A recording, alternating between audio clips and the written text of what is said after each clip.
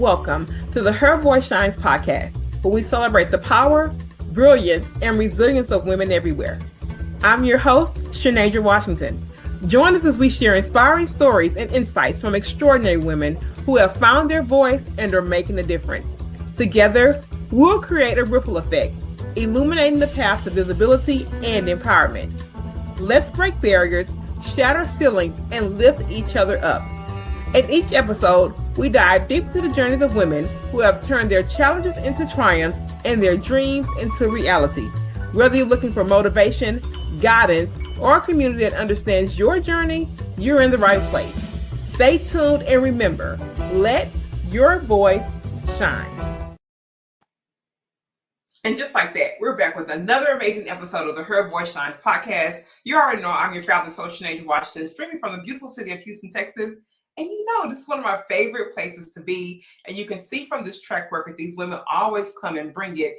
And I'm a little bit partial about my guests, so I think they're amazing. And when we research these women, we know that we're bringing you the women that are standing firm in their power and doing just what the podcast says. They're letting their voice shine. So today we have another fabulous guest. And without any further waiting time, you know the drill. She's coming to the stage to tell us her name, where she's streaming from, and she jumps right into that story. And without any further waiting time, here's my very beautiful guest. Hi there. So I'm Moneesha, and I'm so grateful for being invited to join you on this podcast. And I wanted to share a little bit about where I come from and how this started and how I'm making a difference in what I do every single day. So I'm Moneesha Ludhor. I'm originally from Mauritius, and I came to the UK in 2001 as a student. And I was here just to kind of learn and have a really good degree, because we didn't have really good degrees in Mauritius. So I was here to learn and go back with the intention of going back and making a difference in my country. However, I fell in love with the UK and decided, do you know what? I want to stay here. I want to do more in this country. So from being just somebody who was just here to study, I decided I will stay here and I will make a difference by just maybe personally for myself, by just kind of learning to adapt to this new world, which was, different to how it is in Mauritius. So I started studying, and then soon after I did my first degree, I decided, you know what, I want to do my MBA, because I want to be able to make a difference whenever I go for an interview, and I want to be the one that they choose every single time. So I decided to do my MBA while I was still working. And soon after that, I joined a company, or a few companies before joining the last one, where I worked for about 10 years. And work all the way from being a project manager to the managing director of different acquisition, which was amazing for me. And I was there for 10 years, working long hours, commuting for long hours, but really enjoying it, because there was a sense of recognition, a sense of being valued, and, achievement that I had.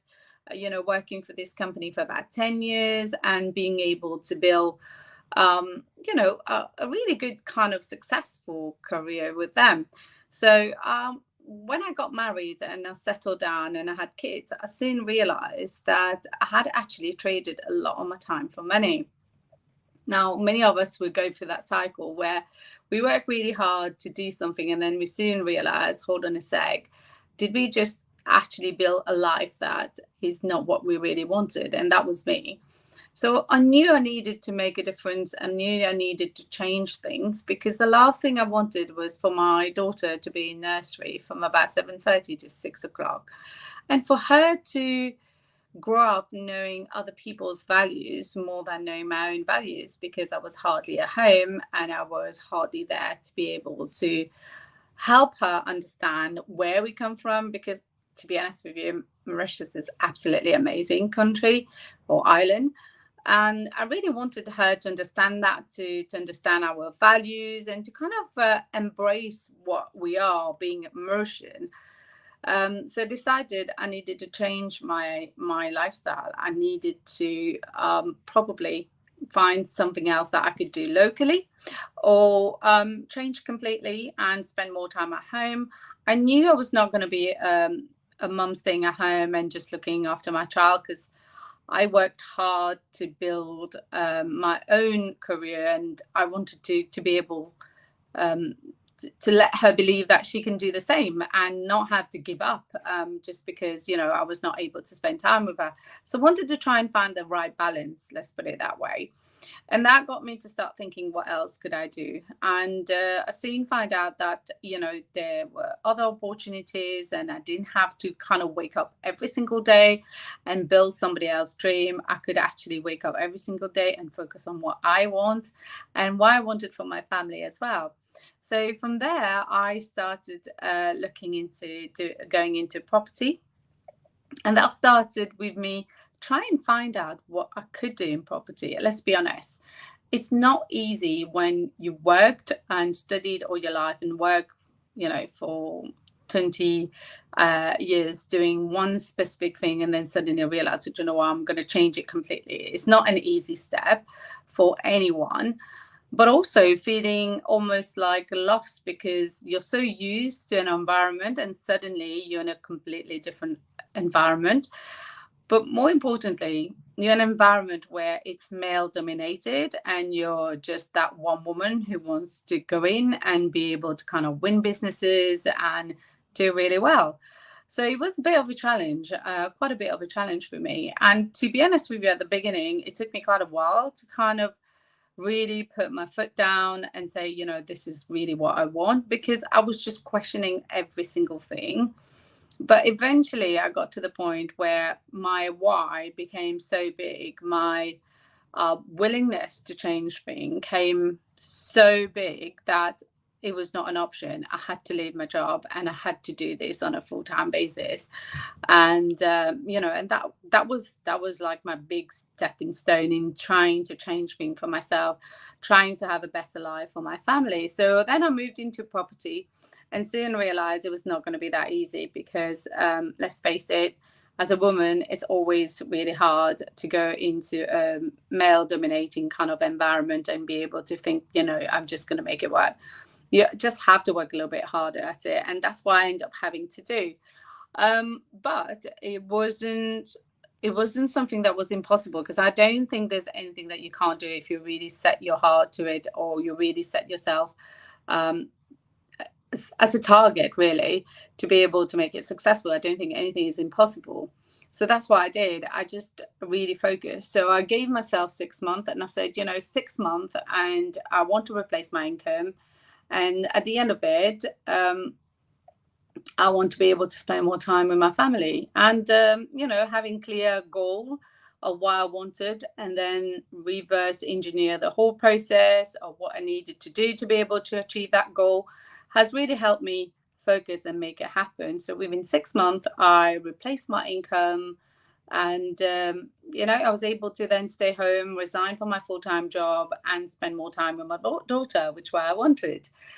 And then down the line, I was asked if I wanted to come and mentor others. And I realized that I actually enjoy that. I enjoy helping others as well. I enjoy making a difference for others. So I then decided, why not? Why not try something a bit different, helping others, making the difference, you know, for other people as well, so that they can consider coming into property, because I have found it very difficult. I didn't want others to, because I was already there as a woman doing it. And I'm not saying there were not other women around. There were other women around, and I'm sure they were going through the same challenges. But I decided I wanted to help those who want to make a difference for themselves to be able to kind of do this. So that's what I did. And since then, you know, I've just enjoyed it. You know, that's beautiful. And I think a reflection point from that first section is that you said we work so hard to build lives. And then you get to a certain point and you say, is this what I really want? It happened. You know, it happened to me 13 years into my career, which ended in 2021. And I can remember working so hard to kind of climb that ladder and get all these skills, which, you know, I am not regretful, because I did gain many skills that I think have been, I've been able to leverage really in my business, right? But there came to a point to where, like I said, no, same situation. I have a child here. The pandemic then shifted. I was then kind of forced inside of my child. And I realized, man, time is so delicate. I have to make the decision now to be more intentional about showing up in his life and making sure that we're spending intentional time, not just chasing the career, not just doing that. So we as women need to have these conversations more openly because time is of the essence. You have to make the best decisions that work for you and yours. I want to ask you this specifically because what a great badge of honor to say that in 6 months you replaced your income and could comfortably leave your job. Many women entrepreneurs, Moneesha, are not able to do that. I just have to be quite frank with you. They're not able to do that. So tell me some kind of specific, I know you talked about it at a high level, but what did you do to overcome the challenge of newcomer? Because there was a challenge, sure, newcomer into the space. What are some of those things that you think stood out as maybe the top 3 to overcome the challenge of being a newcomer in a new space? Okay, I think the first very important thing is your own mindset, to work on your own mindset. Because I think very often we are brought up with some limitation, whether it's the word money, happiness, or simple things like, oh, I can't afford this. These are all the mindset that we are brought up with based on our previous situation, our childhood. So I think the number one thing, if you can, whenever you're starting, is work on your mindset, work on your belief, and work on being able to not just want something, but being able to put it in practice. Because it's easy to say this is what I want to do, but the hardest thing is being consistent at doing it to be able to see a result. A lot of people will start things and finish it. So I think for me, the one major thing, like I said, I reverse engineer the process. I basically wrote it down in terms of what I could physically do. So I think for me, when I review how I started, I was just very focused because I didn't have a choice, really. I gave myself 6 months. I got so fed up with commuting, and like I said, my why got so big and so strong that I just really wanted to leave my job. And I didn't want to be doing something that took me about 2 years or 3 years, because that would mean I would not be seeing my daughter growing for the next 2 years. So for me, time was of very much of an essence. So what I did was identified within what I wanted to do, what strategy will allow me to be able to do this in 6 months' time. So that was the number one thing. Then obviously work on my mindset to be able to focus and believe that I could actually do it. But very often, the only way for me, especially for me, and I know a lot of people are like that, when you're visionary type of people, you want to be able to see it. So sitting down and working, okay, this is what I need to do every single week, this is what I need to do every single day, helps you focus and helps you stay on track of what you need to do.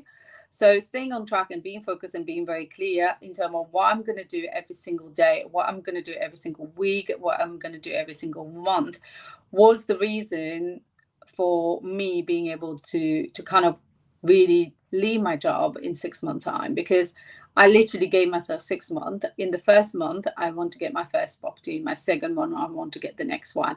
But also within property, a lot of people think that you do need a lot of investment. And I was the same when I started. I thought that I needed quite a substantial investment. But I soon realized that I wouldn't have, if I were to start buying property, it would take me much, much longer. So I actually use the arbitrage model, which is the rent-to-rent model in the UK. And that is leveraging somebody else's property, because that was the way that I could do it within a very short period of time. If I were to buy a property, it would take me a couple of times to go for the legal, and then have the property, then do the repurb, and then set the property. So that would take me to about 4 or 5 months if everything went really smoothly. Whereas if you're leveraging somebody else's property, you literally could sign a contract in 2 weeks and your property is ready in week 3. And then you start operating and making a profit from there.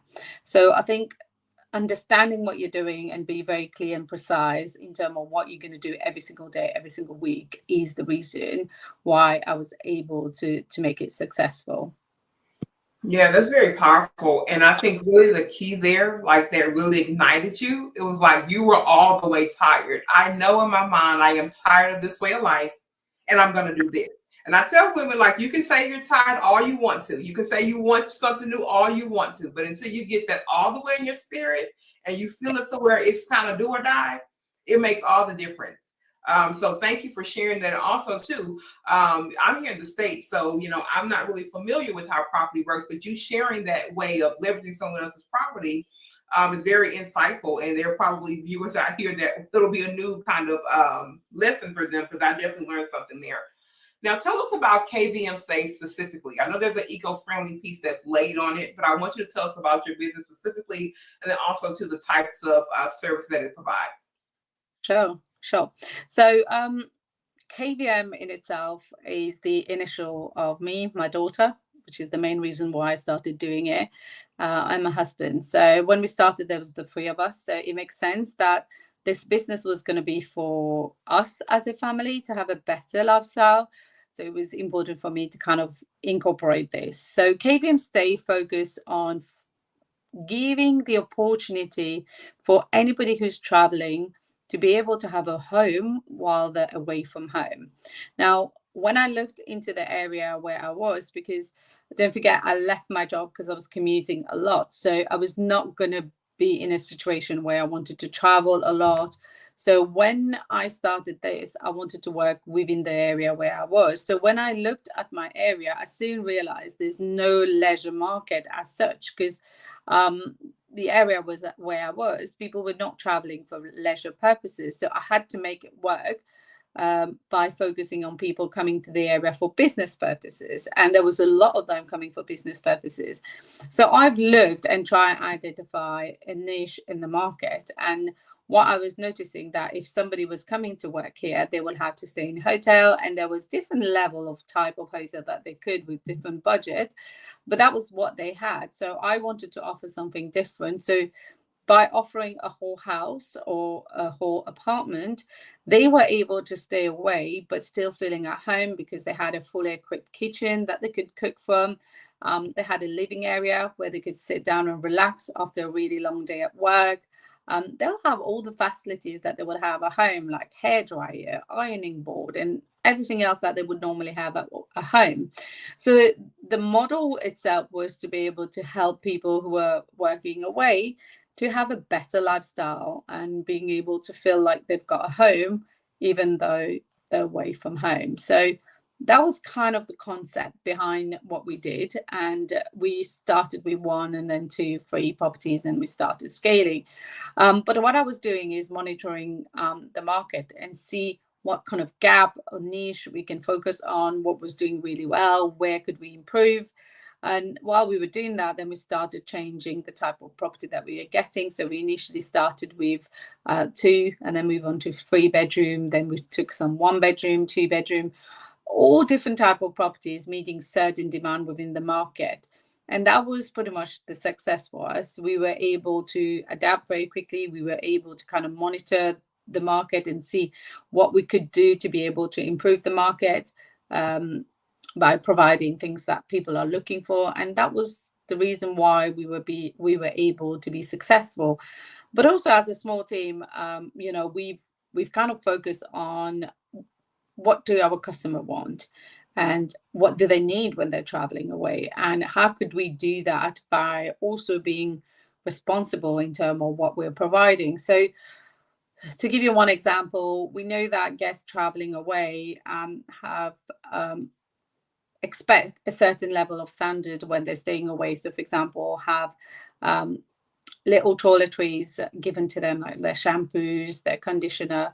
And we do that to meet their demand, but also what we're trying to do to encourage people is to be able to kind of use more long-term things that doesn't have a lot of recycling needed, especially with those little ones. So we do encourage the bigger ones and things that they can share. So we provide tea, coffee. We do provide the individual one, but we also provide the large jar of it if they're willing to. But we also understand that some people are not comfortable with that concept, and especially with what's happening at the moment with, COVID and everything else. So if somebody wanted to use individual pack, we will offer that. But the main aim is to try and reduce some of the recycling that we have to go through, and hopefully helping our planet by reducing our carbon footprint as well. I love it. So there's definitely a part of you that, of course, is providing some level of hospitality. So from you in this space, what is the true measure of or essence of hospitality to you? For me, because obviously when people are saying hospitality, they tend to mainly think about it being from a leisure point of view. But for us, it's completely different because we only deal with mainly 90% of our guests are business travelers, are people who are working away. So for us, the main essence of hospitality is to make sure that that person comes in and feel that they're at home. So making sure that all the essential and all the little thing that they need is there. So for example, we make sure that every time somebody come out of our property, there's a sponge for them to use in the kitchen, and we change that every single time. But it also means that they don't need to buy one or they don't need to carry one.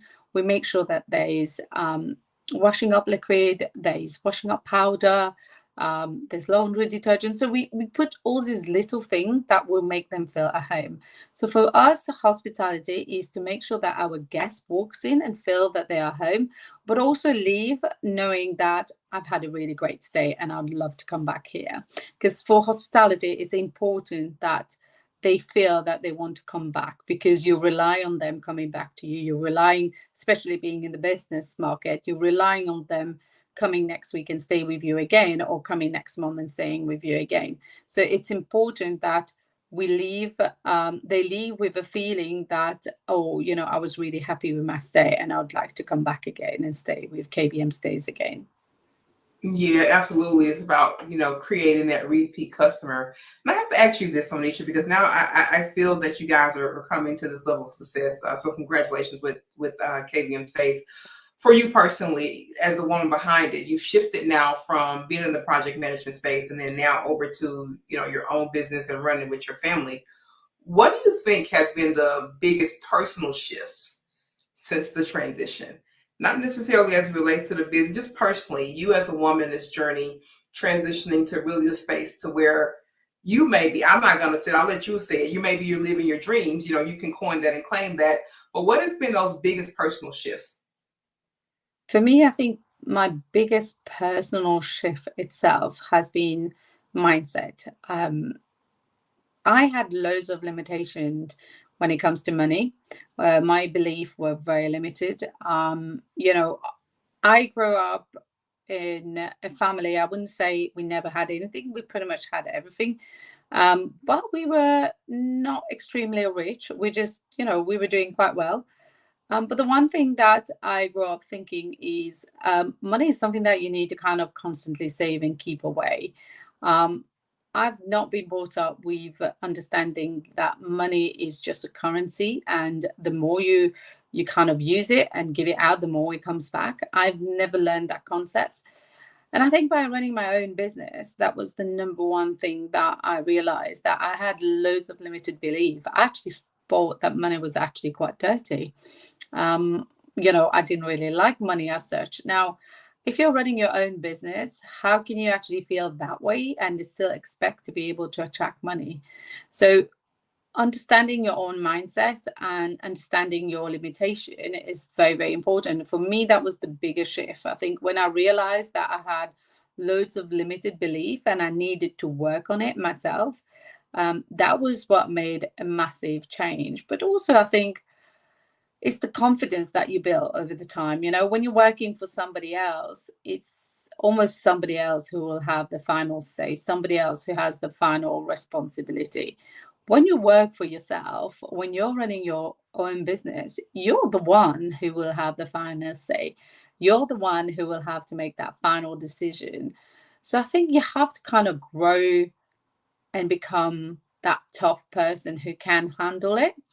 So I think the other thing that I can say myself when I looked at it as there's been a change is the fact that I've grown believing more in myself and my ability, whereas before I may have had the ability because obviously I was able to grow into a different role within the same company, but I don't think I really believed in myself that much. And when you're running your own business, you have to believe in yourself. So I think that would be also another shift for me. That is so beautiful. And I can definitely relate to learning to use money as a currency, right? I too, like before this journey, Moneesha, I was a penny pincher, like every little, like, it was nothing savings account because I have to hold on to it. Something bad may happen. I can't do this. But I was really paralyzed by the idea of saving, right? Because I didn't really understand that you have to let this go to get what's out there for you. I didn't understand that before. So Yeah. now it's just like, in business, I'm like, oh, well, if I need that, I'm going to make a way to figure out how to get that because I will pay for that thing because I know that it's necessary for the next level of my growth. So that's powerful. And I just wish more women could hear that because I'm telling you guys, you have to invest. You have to invest in yourself and your business in order for it to grow. Right? Completely agree. The best investment you can do is invest in yourself, because whatever you invest in, they are pretty much things that would go away. You buy a property, it will be there, it will be gone. But when you invest in yourself, when you invest in your own education, when you invest in improving yourself, this will stay with you for life. So I completely agree with what you've just said. I love it. Now, we can't leave without you telling everyone where to find you, where to connect with you, where is the webpage for KVM. Give us all the information and all the things so that the viewers and listeners can connect with you if they need to. Lovely. Okay, so whenever you decide to come to the UK, you have to stay with us. We are KVM Stays and we are on all the social media platforms. Just look for KVM Stays. Our website is kvmstays.co.uk. So you can find us and you can connect with us. And if you want to learn how to do the same thing, I also coach others to kind of start the service accommodation business. So just reach out. We'll be more than happy to help everyone out there. Oh, I love it. Now, when I call you, Moneesha, when I get to the UK, save my phone number. Save my phone number so I know, hey, when I get over there, I have a contact and I have somewhere I know that I can stay and I can trust it because I've spoken to the founder. So I love that. Now, let me say this now. This is a part in our show. We cue over to you for your final thoughts. And I always tell the guests it's a place for you to give your best parting words to our audience that best encapsulates this interview and also just really bring the essence of you as a woman, as a coach, as a mentor. We're going to cue over you to your final thoughts and we'll be back to close the show. Okay, so I would say my final quote would be, if you want something, you need to believe in it and you need to make it happen. And your ability to be able to make it happen would determine your success. So believe in yourself and just be very focused. Reverse whatever the goal is, just reverse engineer the whole process, breaking it down in terms of what you need to do every single week, every single month, every single day, and just stay focused. And you will be able to achieve whatever you want in life. I know it was the final thoughts, but I think you're a perfect person to ask this. Let me get one more in, guys. I got to get one more in. Tell us about goal setting really quickly, because I think it's important. I want to talk about your process for goal setting as our final question, because in those final thoughts, it just kind of came, but I should ask you that. So talk about goal setting and how important that has been to you and maybe even some methodology that you've used. Mm-hmm. That's great. I think the first thing I'm going to ask all of you to do, because a lot of people, when they think about goal setting, they think about writing it down. And yes, that's a very important thing. But I think what I want you to think about is use that as a quick exercise. So when you're listening now, I will ask you to look into the room and look for all the pink items you can see in your room. Just look around and look at all the pink items that you can see. So I'll give you 1, 2, 3, 4, 5 seconds. That's it. Now I want you to close your eyes, and without opening your eyes, tell me what are all the blue things that you saw. And I think you'll realize at this point now that you actually didn't see anything blue. And the reason is because you've just focused on pink, because I asked you to look for pink. This is what we do in life. We tend to focus more on things that we're focusing on. So if you're focusing on trying, that's what you're going to do all the time. So when it comes to goal setting, it's very important that you're very clear about what you're going to actually do, because the thing that you're going to do is what's going to bring you closer to your goal. So instead of focusing your time trying to think about, oh, I wish I could do this, or, you know, if I had this. So these are all kind of wishful thinking. And if you focus on that, you will never achieve your goal. So instead, think about, let's for example, think about, I want to lose 5 kg. I want to lose some weight. I want to lose 5 kg. Okay, realistically, how long will I need to be able to do that? Now, for some people, it could be a month. So for some people, it could be 3 months, 4 months. It could be 1 month, a kilo, 1 month, so 5 months. So you need to realistically think about, okay, when do I want it? So time is very important. When is that goal going to be able to be achieved? Because a lot of people set their goal, but they never put a time frame. So actually they working constantly, but never really getting there because they've never set a time frame. So setting a time frame is very, very important. So let's say we want a quick result, because it can be achievable. I want to lose 5 kilos in a month. Now, in order for me to achieve that, what do I need to do? So you need to think about the step that you need to do, but realistic step, not things that, you know, I mean, 5 kg is a lot. So is this realistic? Well, it won't be realistic if you're not going to change anything in your life. But if you want to make it happen, and you know that you've gone and done a bit of research and know that you can do it, then that becomes a realistic task that you can give yourself, or goal that you can set for yourself. So for example, let's say it's 5 kg. You know that if you do a full body detox, you could lose 2 to 3 kilos. So that's, you know, only 2 kilos left to be able to achieve your goal.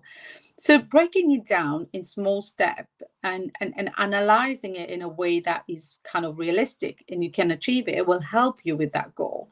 So then we start thinking, okay, so if I need to do a detox, then the first 5 days, I need to be completely strict with my diet, with my intake. So that's what you're going to do for the 5 days. And then what are you going to do after that? You need to maintain that weight loss. So breaking it down in terms of what can you do every single week, every single day, will help you get closer to your goal.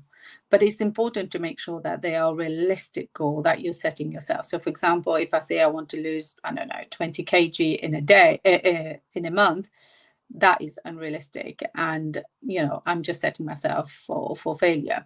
So just be realistic and do your research, check whether it is achievable. And if it is achievable, then there shouldn't be anything that should stop you. And just monitor how you're getting on, like tracking yourself, you know, just saying, I want to lose my weight in, I don't know, 5 months time, and they're not tracking it, will make it difficult for you to achieve it, because you might realize after 2 months, actually, I've not lost anything. So now I've only got 3 months to do it. So being able to track yourself and be able to kind of set weekly target and be able to kind of meet those, if not, then do better the next week, is better than just leaving it and leave it, you know, with no time frame. So I would say that's how I would take it for anything that I want to do. I want to set as a goal and be able to achieve it. I hope that answered your question. Yes, that's great. And thank you for always reminding us to stay realistic about it, because I think sometimes, you know, people, it's almost like scope creep in project management. You're going way too far beyond for this particular goal. You have to make it so that it is timely and it is something that's actually realistic. So thank you for that. And I also want to just thank you and honor you for being here with me today, for taking the time out to share all of your knowledge and insight with our viewers and listeners. I want to tell you guys out there that I love you. I will never leave without saying that. And remember to let your voice shine. You see the transformative power that happens when we do that, especially in a safe place. We'll be back really in no time with another amazing episode and another amazing woman. I want to thank you again, and we are out.